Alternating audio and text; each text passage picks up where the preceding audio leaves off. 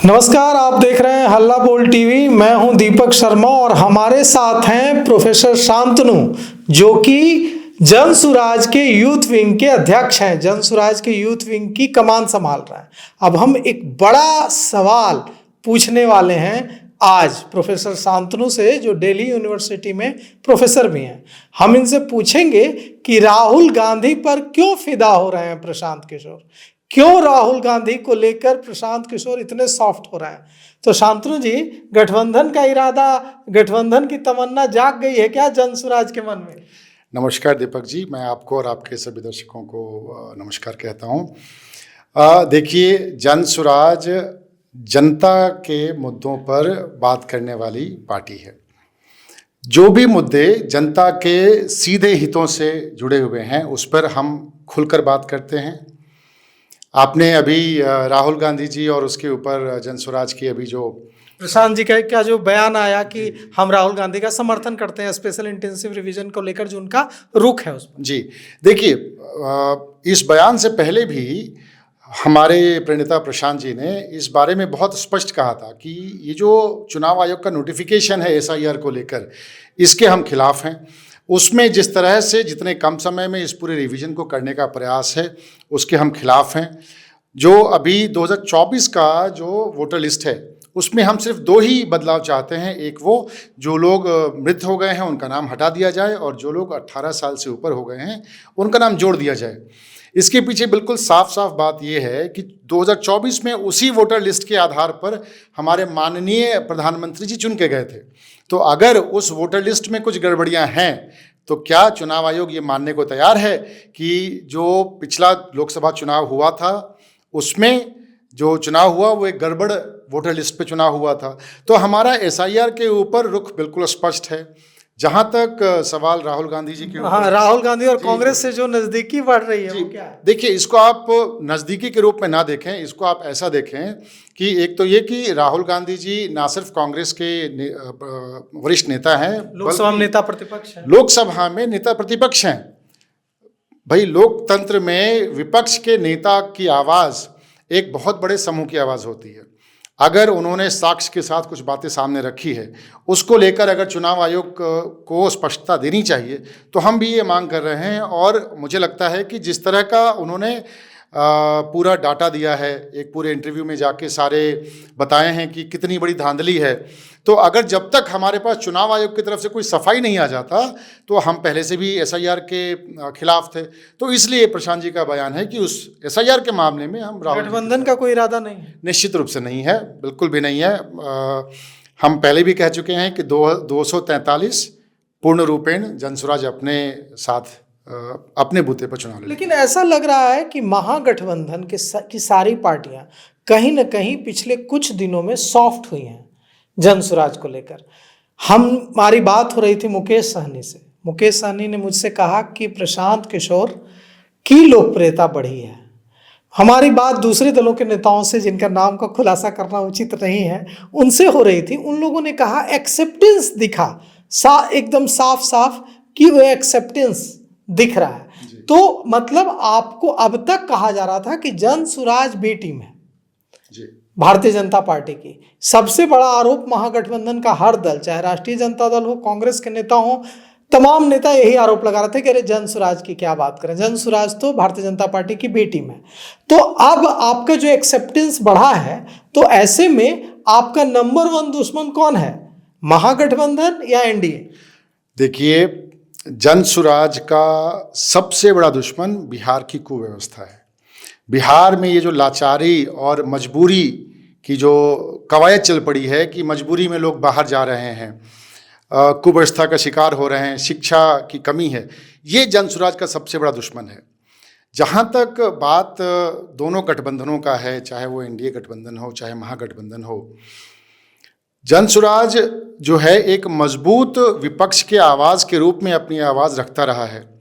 अब इस बात की स्वीकार्यता समाज से भी जन सुराज को मिल रही है। तो क्या है कि उनको पहले लग रहा था कि हम शायद BJP की बी टीम है। हम शुरू से कहते आ रहे हैं कि हम जनता के मुद्दे को लेके आगे जा रहे हैं। आप देखेंगे कि जैसे जैसे चुनाव नज़दीक आएगा, ना सिर्फ हम बिहार के जनता की ए टीम बनने जा रहे हैं, बल्कि चुनाव में पूर्ण बहुमत के साथ हम आएंगे। नहीं तो गठबंधन की राजनीति से इतना परहेज क्यों है? गठबंधन कोई बुरी चीज तो नहीं है। अगर आप अपने साथ जोड़ते हैं दूसरे दलों को जो आपके साथ आपके ही मुद्दों पर लड़ रहे हैं, तो फिर क्या गठबंधन से इतनी नफरत जनसुराज को क्यों है? देखिए, दो इसकी बहुत खास वजह है जो मेरी समझ जाती है। पहला ये कि बिहार को 30-35 सालों से इन्हीं दो गठबंधनों ने सत्ता में रहे हैं और इन्हीं दो गठबंधनों ने आज बिहार की हालत के लिए ये जिम्मेदार हैं। तो किसी भी एक गठबंधन के साथ जाना, इसका मतलब है कि हम उनके जो विचारधारा हैं, उनकी कार्य प्रणाली रही है, उसको हम अपना समर्थन देते हैं। ऐसा बिल्कुल भी नहीं है। बिहार की बदहाली के लिए जिम्मेदार जितनी आज एनडीए की सरकार है, उतनी ही जिम्मेदार महागठबंधन की सरकार भी है। तो पहला तो वजह यह है। दूसरा, अगर आप गठबंधन के सरकार को चलाने की विधा देखेंगे तो आप ये पाएंगे कि गठबंधन की सरकार एक कॉमन मिनिमम प्रोग्राम पे चलती है। हर पार्टी की अपनी एक विचारधारा है, उसके साथ वो आगे आता है। पर जब वो पार्टी गठबंधन में चली जाती है तो उसको गठबंधन के लिए जो कॉमन मिनिमम प्रोग्राम तय किए जाते हैं उसके साथ चलना पड़ता है। तो ये एक कॉम्प्रोमाइज़ की स्थिति होती है। गठबंधन में रहने वाले सभी घटक दल एक कॉमन कॉम्प्रोमाइज़ पे चल रहे होते हैं। जनसुराज का मानना है कि हमने जो मुद्दे उठाए हैं उसमें एक भी मुद्दा ऐसा नहीं है जो जनता से कॉम्प्रोमाइज़ किया जा सके और जनता से सीधा जुड़ा हुआ नहीं है। तो हम किसी भी गठबंधन में जाएं, हम किसी भी हालत में अपने आप को एक कॉमन मिनिमम प्रोग्राम के तहत नहीं बांधना चाहेंगे। तीसरी बात, आप दिल्ली यूनिवर्सिटी में प्रोफेसर हैं, डीयू में, जेएनयू में बिहार के बच्चे भरे हुए हैं, तो आपके कितने जो स्टूडेंट्स हैं वो यहाँ अपना पसीना बहाने चुनाव में उतरेंगे? ये खुलासा भी कर ही दीजिए। देखिए, चलिए पहली बार आपके चैनल से मैं बताऊं आपको कि अभी कुछ दिनों पहले मैंने जेएनयू के कैंपस में, जेएनयू के जो बिहार के छात्र थे उनसे मैं मिला, उनसे मैंने अपना संवाद किया वहाँ जेएनयू में जाकर। जी, जेएनयू में जाकर वहाँ के छात्रों में जो टीस है, जो पीड़ा है ना, वो इतनी बड़ी हुई है कि वो कहते हैं कि हम सब समझ रहे हैं पर हम करें क्या, ऑप्शन नहीं है। तो मैंने कहा कि भाई, आपके पाँव में कांटा चुभा है, आपको ही झुक के निकालना पड़ेगा। आप अभी यहाँ पर अपनी शिक्षा ग्रहण कर रहे हैं। अगर आपको किसी तरह से लगता है कि बिहार के चुनाव में, अभी 2025 के चुनाव में आपको कोई भी कंट्रीब्यूट करना है जनसुराज के मार्फत या बिहार के विकास के लिए, तो अपने घरों में, अपने विधानसभाओं में वैसे लोगों को चुनने का आप प्रयास करवाइए जो जनता के मुद्दों पर काम कर रहे हैं। हमने बिल्कुल उनको स्पष्ट कहा कि आप भविष्य हैं, पर शिक्षा को वहाँ पर छोड़ के यहाँ पर राजनीति में कूदने का कोई सवाल नहीं है। ये जो प्रथा बिहार में चली है कि युवा हैं तो उसको झंडा उठाने के लिए बुला लो, युवा हैं तो उनको भीड़ इकट्ठा करने के लिए चला लो, हम इसका बिल्कुल भी समर्थन नहीं करते। हम युवाओं का इस्तेमाल करना चाहते हैं, पर उनके मुद्दों के ऊपर हम सबसे प्रखर होंगे और युवाओं को सक्रिय राजनीति में उनकी हिस्सेदारी और भागीदारी दोनों सुनिश्चित करना जनसुराज की पहली प्राथमिकता। मतलब डीयू जेएनयू के स्टूडेंट्स अपना पसीना बहाते दिखेंगे बिहार के चुनाव में? बिल्कुल दिखेंगे भाई, घर है उनका, उनके घर में अगर बदलाव की बाहर आ रही है, बिल्कुल ऋण भी है बिहार का। भाई, मेरे जैसा व्यक्ति जो आज से 20-25 साल पहले यहाँ पर अच्छे कॉलेज नहीं था तो मजबूरी में गया, पलायन का शिकार हुआ।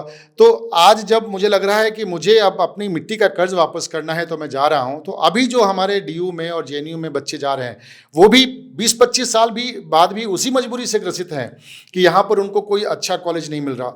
मैं तब मानूंगा बिहार की शिक्षा अच्छी हो रही है जब बाहर के पड़ोसी राज्यों के बच्चे यहाँ पर आके। अच्छा, आप अपने गाँव गए आने के बाद, वहाँ आपको अपने गांव में, आप अपने गांव का नाम बताइए हमें और बताइए कि उस गांव में जनसुराज के कितने समर्थक मिले आपको?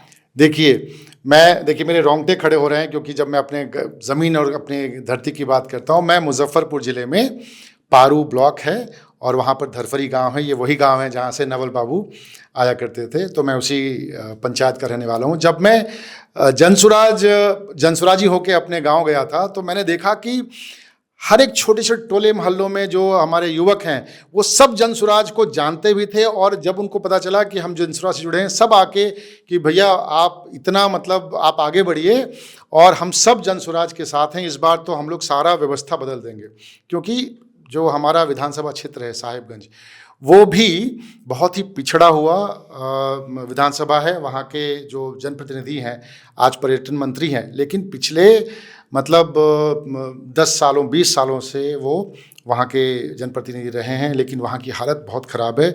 वहाँ पर ऑफिस के हर काम में आपको करप्शन मिलेगा। जन्म प्रमाण पत्र, मृत्यु प्रमाण पत्र, मुखिया से लेके आपका बीडीसी तक, हर कोई कहता है कि हम क्या करें, हमको ऊपर पहुंचाना है तो हम नीचे वालों से लेते हैं। इस करप्शन को, इस भ्रष्टाचार को रोकने के लिए अब लोग उतावले हो रहे हैं और जनसुराज उनके लिए एक अच्छा विकल्प और स्वीकार्यता भी मिल रही है वहाँ पर लोगों को। कितने जिलों में गए अभी तक आप? मैं प्रदेश युवा अध्यक्ष होने के नाते मैं मई के तीसरे हफ्ते में मैंने ये कार्यभार संभाला और अगले उसके 40 दिनों में मैं हर रोज़ 2 बिहार के जिलों में गया। वहाँ के युवा संगठन, पूरा 38 जिले कवर हो गए? बिल्कुल बिल्कुल, सारे जिले मैंने गया हूँ, वहाँ के युवाओं से मिला हूँ। कुछ जगहों पे संगठन थोड़ा सा ढीला था, मजबूत भी हुआ है और अब आप देखेंगे कि हर जिले में जो युवा संगठन है बहुत दुगनी ऊर्जा के साथ संगठन के साथ भी जुड़ रहा है और विधानसभा में बूथ स्तर पर युवाओं की भागीदारी बहुत बढ़ती हुई आपको नजर आएगी। तो सुना आपने प्रोफेसर शांतनु को। प्रोफेसर शांतनु ने कहा है कि अब जो बिहार से बाहर भी रह रहे हैं छात्र, जेएनयू में पढ़ रहे हैं, डीयू में पढ़ रहे हैं या दूसरी यूनिवर्सिटीज़ में पढ़ रहे हैं, उन्हें भी जो बिहार का ऋण है, बिहार का कर्ज है, वो चुकाने का, उतारने का वक्त है। इस बार जनसुराज उन सब से कांटेक्ट कर रहा है। प्रोफेसर शांतनु भी गए जेएनयू और उन्होंने बिहार के छात्रों से, जो बिहार के छात्र जेएनयू में पढ़ते हैं, उनसे बात की और उनसे समर्थन मांगा। तो अब देखिए इस बार के चुनाव में जनसुराज युवाओं को, क्योंकि सारा दारोमदार तो युवाओं पर है और युवाओं को साधने का दारोमदार जनसुराज के सूत्रधार प्रशांत किशोर ने प्रोफेसर शांतनु को दिया है। तो प्रोफेसर शांतनु यह दारोमदार किस तरह निभाते हैं, यह जिम्मेवारी किस तरह निभाते हैं और कैसे चुनाव में, जिसमें अब मुश्किल से 3 महीने का वक्त बचा है, इन 3 महीनों में कैसे जनसुराज को मेजॉरिटी तक पहुंचाते हैं। क्योंकि प्रशांत किशोर ने कहा है कि अगर सिंपल मेजॉरिटी उन्हें मिलती है, जनसुराज को सिंपल मेजॉरिटी मिलती है, तो वे निराश होंगे। तो अब देखना यह है कि यह जो बड़ा ऐलान प्रशांत किशोर ने किया है, उसमें जनसुराज का यूथ विंग कितनी भूमिका निभा पाता है। तो फिलहाल इस पेशकश में इतना ही। आगे की खबरों के लिए देखते रहिए हल्ला बोल टीवी। शुक्रिया।